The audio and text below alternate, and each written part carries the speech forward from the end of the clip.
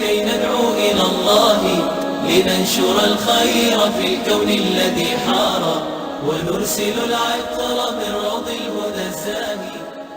ایسی تصویریں مت دیکھنا، ایسی فلمیں مت دیکھنا، ایسی صحبتوں میں نہ بیٹھنا اور الگ رہنا. پردے کے جو احکام ہیں، حیا اور حجاب کے جو احکام ہیں، کس طرح اللہ پاک نے حکم دیا لڑکیوں کے لیے، عورتوں کے لیے، وہ کس طرح اپنے جسم کو ڈھک کر چھپا کر اگر ان کو نکلنا پڑے تو نکلیں. یہ کوئی ظلم ہے؟ کوئی زیادتی ہے؟ دراصل اللہ تعالیٰ کی طرف سے ایک تحفہ ہے. ایک بار میں دہلی سے سوار ہوا، جانا تھا مجھ کو جدہ. میں اس وقت وہیں پڑھتا تھا، بالکل نوجوان تھا. میری عمر اس وقت مشکل سے رہی ہوگی 20 سال، 20 یا نہیں 20 سال نہیں، 23-24 سال کی عمر رہی. تو مجھے ایک ہی ہفتے کے لیے مدینے سے ہندوستان آنا پڑا تھا. تو واپسی میں مجھے جو سیٹ ملی، اس وقت فلائٹس ڈائریکٹ والی کم تھی.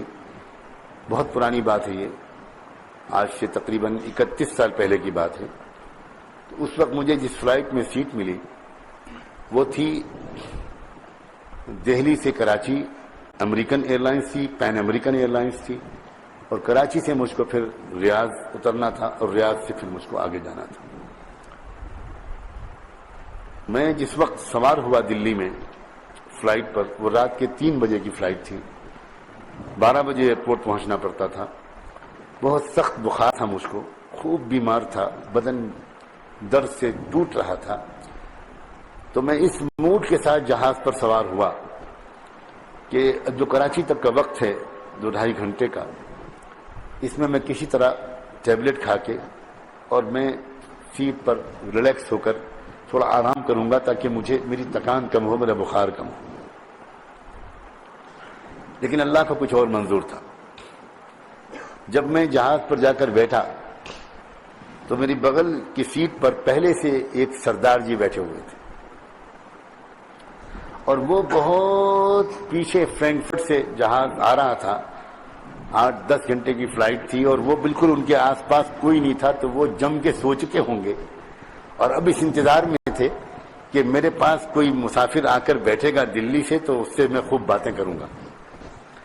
میں گیا تھا سونے کے ارادے سے اور وہ تیار بیٹھے تھے باتیں کرنے کے لیے. اب جو وہاں جا کر میں بیٹھا تو پہلے تو انہوں نے مجھے دیکھا. اس وقت نیا نیا ایران میں انقلاب آیا تھا، تو انہوں نے فوراً ایرانی ریولوشن کی بات چھیڑ دی. ہم لوگوں کو اللہ تعالیٰ اب جزائے خیر دے، ہمارے استاذوں اور بزرگوں نے یہ سکھایا کہ جب بھی تم سے کوئی بات کرے تو فضول ٹاپک پر بات مت کرو جس کا کوئی نتیجہ نکلنے والا نہیں. اس بات چیت کو کسی طرح ڈائیورٹ کرو کسی ایسے موضوع کی طرف جس سے کوئی فائدے کی امید ہو، ورنہ بلا وجہ بولنا، بلا وجہ بات کرنا. تو میں نے اس بات چیت کے تذکرے کو پولیٹکس کے بجائے اسلام کے تذکرے کی طرف موڑنا چاہا اور کچھ گفتگو کرنی شروع کی. وہ اس میں انٹرسٹڈ نہیں تھے، ان کو تو سیاسی باتیں کرنی تھی. ہندوستان کا یہ کلچر ہے کہ جب کوئی مسافر ٹرین میں یا ریل میں ہوتا ہے تو پولیٹیکل حالات پر ایسے تبصرے کرتا ہے کہ جیسے نیکسٹ الیکشن میں یہی پرائم منسٹر بنے گا. اور جب اس کا اسٹیشن آ جاتا ہے تو ہندوستان کے حالات سدھر چکے ہوتے ہیں اور وہ کہتا ہے خدا حافظ، ختم. وہ درد، وہ وری، وہ پریشانی، وہ سب ختم ہے. یہ تو ٹائم پاس کرنے کے لیے ہوتا ہے. ہم لوگوں کو ایسی لغو باتوں سے کوئی دلچسپی نہیں.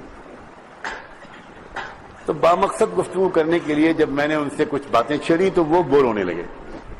لیکن اللہ کا ایک نظام دیکھو، سامنے کی سیٹ پر جو ایئر ہوسٹس بیٹھی تھی، ایک امریکن لڑکی، اس کو دلچسپی پیدا ہوئی اسلام کے بارے میں جاننے. تو اس نے پیچھے مڑ کر یہ کہا کہ کیا میں یہ سمجھ رہی ہوں، سن رہی ہوں کہ آپ اسلام کے بارے میں کچھ بتا رہے ہیں کہ میں بھی آپ کی بات چیت میں شریک ہو سکتی ہوں؟ میں نے کہا ضرور. تو جب میں جو بات کہہ رہا تھا وہ تھوڑی سی پوری ہوئی تو اس نے کہا کہ میں پچھلے بہت دن سے اسلام کے بارے میں کچھ جاننا چاہتی ہوں، لیکن مجھے پاس ایسا کوئی آدمی نہیں ہے. میں تو ایئر لائنس میں سروس کرتی ہوں، آج یہاں کل وہاں. تو آپ مجھے بتا سکتے ہیں، میرے ذہن میں کچھ سوالات ہیں. میں نے کہا ضرور آپ پوچھیے، اگر میں بتا سکوں گا تو بتاؤں. تو اس نے مجھ سے سوال کیا پردے کے بارے میں. اور امریکن لڑکی ہے، آپ سوچئے ذرا اور وہ کرسچن ہے، وہ مسلمان نہیں ہے، انگریز ہے، امریکن ہے. اس نے مجھ سے سوال کیا کہ میں اسلام کے بارے میں ایک چیز مجھے بڑی کھٹکتی ہے کہ یہ پردے کا کیا سسٹم ہے، یہ کیا ہے جو الگ کر رکھا ہے آپ لوگوں نے اور آدھی آبادی کو قید کر رکھا ہے، کنفائن کر رکھا ہے، انڈر ایک گھر کے اندر قید کر رکھا ہے. تو ہم لوگوں کو اللہ پاک کا بہت بڑا کرم ہے، بزرگوں نے ایک گر کی بات یہ سکھا رکھی ہے کہ جب تم سے کوئی بندہ یا بندی کوئی بات پوچھے تو اپنے علم پر اعتماد مت کرنا، فوراً اللہ کی طرف متوجہ ہونا، دل میں اللہ کی طرف متوجہ ہونا اور اللہ سے یہ مانگنا کہ اللہ جو جواب اس بندے کے لیے مناسب ہو میرے دل میں ڈال دیں، اللہ میری رہبری کر دیں. اللہ ہدایت دینے والے تو آپ ہیں، اللہ علم دینے والے آپ ہیں میرے پاس، میں تو کچھ نہیں جانتا. لا علم لنا الا ما علمتنا. ہمیشہ تجربہ ہوا کہ جب رجوع اللہ کی طرف نصیب ہوا تو اللہ نے عجیب و غریب طریقے سے رہبری فرمائی. وہ جواب دل میں آ گیا جو اس سے پہلے کبھی سوچا بھی نہیں تھا، پڑھا بھی نہیں تھا. اور جب کبھی اپنے علم پر بھروسہ کر کے جواب دینا چاہا تو ہم کنوینس نہ کر پائے. اللہ نے اس وقت توفیق دی اور ایک ایسا جواب ذہن میں آیا جو کبھی میں نے پہلے کبھی نہیں سوچا تھا. میں نے اس سے کہا کہ آپ کے سوال کے جواب میں امریکہ، آپ کے ملک امریکہ ہی میں چلا ہوا ایک کیس اور اس کیس کے سلسلے میں آپ کے ہائی کورٹ کا جو ججمنٹ ہے وہ مجھے یاد آ رہا ہے. میں پہلے آپ کو وہ یاد دلانا چاہتا ہوں، شاید آپ کو اسی سے آپ اپنے سوال کا جواب مل جائے. میں نے کہا میں نے بہت پہلے ریڈرز ڈائجسٹ میں ایک قصہ پڑھا تھا کہ آپ کے ملک امریکہ کا جو اسٹیٹ ہے ٹیکسس، اس کا جو کیپٹل ہے ہیوسٹن، وہاں ایک واقعہ پیش آیا تھا بڑا انٹرسٹنگ. اور وہ یہ پیش آیا تھا کہ کوئی نوجوان لڑکا اپنی بریف کیس میں $1,20,000 کی قیمت کے جواہرات اور سونے کے زیورات، ڈائمنڈس اینڈ جیولز، وہ اپنے بریف کیس میں لے کر نکلا. کتنی ویلیو کے، کتنی قیمت کے؟ $1,20,000. اور وہ لے جا کر اس نے ایک چوراہے پر اپنی گاڑی روکی، رات کا وقت تھا، سناٹا تھا، اور بیچ چوراہے پر اس نے بریف کیس کھول کے دیا. اور اسی چوراہے کے کنارے ایک بلڈنگ میں وہ رہتا تھا، ایک اپارٹمنٹ تھا بہت ملٹی سٹوری. اس نے گاڑی پارک کی اپنی پارکنگ میں اور اوپر پہنچ کر اپنے فلیٹ میں جا کر جھانکنے لگا بالکونی سے کہ دیکھیں اب میرے بریف کیس کے ساتھ کیا ہوتا ہے. وہی ہوا جو ہونا تھا. تھوڑی دیر کے بعد کوئی اور گاڑی آئی. اب اس کی نظر پڑی کہ بریف کیس رکھا ہے کھلا ہوا، اور قریب آیا، دیکھا کہ ارے یہ تو بھرا ہوا ہے، $1,20,000. تو مزہ آ گیا. اس نے ادھر ادھر دیکھا کوئی نہیں ہے تو چپ چاپ گاڑی سے اترا، بریف کیس لیا، اپنی گاڑی میں رکھا اور بھاگا. اس نے اوپر سے گاڑی کا نمبر نوٹ کر لیا اور نوٹ کر کے فوراً پولیس کو انفارم کر دیا. پولیس نے اگلے ہی راؤنڈ اباؤٹ پر، چوراہے پر پکڑ لیا. وہ ہمارے یہاں کی پولیس تو تھی نہیں. بیلگام میں چوری ہو تو ہبلی میں چھاپا پڑے. اگلے ہی چوراہے پہ پکڑ. اب چلا کیس. میں نے اس لڑکی کو بتایا کہ آپ کے ہاں کا یہ کیس جب ہائی کورٹ تک پہنچا تو ہائی کورٹ کا ججمنٹ بڑا انٹرسٹنگ ہے. ہائی کورٹ نے فیصلہ یہ کیا کہ اصل مجرم وہ نہیں ہے جس نے کہ چوراہے پر سے کھلے بریف کیس کو اٹھایا.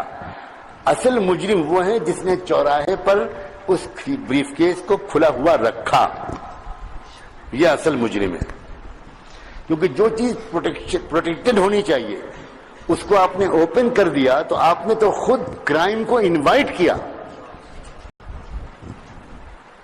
دس one is criminal, this one is guilty. لہذا اس کو تو سزا دی جائے 6 مہینے کی جیل کی. جس نے کہ چوراہے پر رکھا اور جس نے اس کو اٹھا کے بھاگا, تھوڑا سا اس کو بھی 1 مہینے کی کاؤنسلنگ کی جائے جیل میں رکھ کر, اور پیسہ یہ سب اسی کو دے دیا جائے جس نے اٹھایا. البتہ ہم اس سے کہتے ہیں کہ جو اس کا پچھلا اونر تھا اس کو اگر یہ $20,000 دے دے تو بہت اچھا ہے. ریکمینڈ کرتے ہیں, آرڈر نہیں کرتے. اور باقی اپنے اوپر خرچ کرے اور کسی سوشل سروس کی چیریٹی کا آرگنائزیشن کو تھوڑا سا ڈونیٹ کر دے تو بہت اچھا ہے. لیکن ہے یہ اس کا جس نے اٹھایا, اور مجرم یہ نہیں ہے جس نے اٹھایا بلکہ مجرم وہ ہے جس نے اس کو رکھا. اس کے واقعے کے سنانے کے بعد میں نے اس اللہ کی بندی سے کہا کہ آپ سمجھی بیٹی, آپ سمجھی کہ آپ کے سوال کا جواب ملا. اسلام کے نزدیک ایک عورت اور ایک لڑکی ایک انتہائی قیمتی ڈائمنڈ ہے, ایک جیول ہے, اور ڈائمنڈ کو حفاظت کے ساتھ رکھنا یہ عقل مندی ہے. اگر کوئی ڈائمنڈ اور جیول کو اوپن کر دے تو آپ کے کورٹ کی جنگ کے مطابق اوپن کرنے والا مجرم ہوگا, اس کو چرانے والا مجرم نہیں ہوگا. اسلام یہ کہتا ہے کہ اگر کسی بے پردہ لڑکی کو دیکھ کر کوئی لڑکا سیٹی بجانے لگے, اس کے دل میں گندے جذبات پیدا ہو جانے لگے, وہ اس کو ٹیز کرنے لگے, چھیڑنے لگے, ہیرس کرنے لگے, تو مجرم وہ نہیں ہوگا جو یہ سب کرے گا. مجرم وہ لڑکی ہوگی جو اپنے خوبصورت جسم کو کھول کر خود انوائٹ کرے. آپ کے کورٹ کا ججمنٹ یہ کہہ رہا ہے. اسلام عورت کو قید میں نہیں رکھنا چاہتا. اسلام عورت کو گری پڑی چیز نہیں سمجھتا کہ وہ گلی میں پڑے ہوئے سنترے کے چھلکے کی طرح اس طرح اپنے آپ کو ذلیل کرے. اسلام عورت کو ایک قیمتی قابل حفاظت ڈائمنڈ سمجھتا ہے. اس کی بیوٹی, اس کی نزاکت کی حفاظت کرنا سکھاتا ہے. اب آپ بتاؤ یہ عورت پر اسلام کا ظلم ہے یا یہ عورت کے اسٹیٹس کو آسمان کی بلندیوں تک پہنچانا ہے؟ یقین مانو نوجوانوں, یہ اسلام کا حسن ہے کہ وہ لڑکی رونے لگی. اس کا عجیب حال ہو گیا, کہنے لگی wonderful philosophy, really I couldn't, میں تو سوچ بھی نہیں سکتی تھی, میں ڈریم نہیں کر سکتی تھی کہ اسلام اتنا گہرا فلسفہ رکھتا ہے. پھر کہنے لگی اب تو کراچی آ رہا ہے, میری سروس کا وقت قریب ہے, آپ کے اترنے کا وقت قریب ہے, میرے دل میں تو ابھی اور بھی سوالات ہیں, میں کیا کروں اب کیسے. یہ تو عجیب غریب بات آپ نے بتائی. بالکل کنوینس ہو گئی کہ پردہ system is the best for women, بالکل مانتی ہوں, لیکن اور سوالات بھی ہیں میرے ذہن میں. تو میں نے کہا کہ میں جس ہاسٹل میں رہتا ہوں اس ہاسٹل کے آفس کا ایک فون نمبر میں آپ کو دے سکتا ہوں. اس کا فون نمبر یہ ہے, اور 1 مہینے میں 1 بار آپ مجھ سے کانٹیکٹ کر سکتی ہیں, اور میں انشاءاللہ جو جواب سوال ہوگا اس کا جواب دینے کی کوشش کروں گا. اگر نہیں دے پاؤں گا تو مدینے میں بڑے بڑے علماء موجود ہیں, میں ان میں سے کسی سے پوچھ کر آپ کو فون کر کے جواب دے دوں گا. اتنا میں کر سکتا ہوں. اللہ کو جب کسی کو ہدایت دینا ہوتا ہے تو اللہ تعالیٰ کی طرف سے عجیب اسباب بنتے ہیں. اگلے 3-4 مہینے تک یا شاید 6 مہینے تک وہ مجھے ریگولرلی ہر مہینے فون کرتی رہی اور کوئی نہ کوئی سوال کرتی رہی اسلام کے بارے میں, اور میں جس طرح بھی جواب دے سکتا تھا جواب دینے کی کوشش کرتا رہا. یہاں تک کہ شاید 5 مہینے 6 مہینے کے بعد اس کا فون جب آیا تو اس نے کہا اس وقت میں نے فون آپ کو کوئی سوال کرنے کے لیے نہیں کیا ہے, میں نے اس وقت فون آپ کو ایک خوشخبری سنانے کے لیے کیا ہے. میں اس وقت مسلم کمیونٹی سینٹر آف شکاگو میں بیٹھی ہوئی ہوں اور ابھی آدھا گھنٹہ پہلے میں نے کلمہ پڑھا ہے، اسلام قبول کیا ہے، اور اب میرا نام فاطمہ رکھا گیا ہے۔ یہ ہے اسلام۔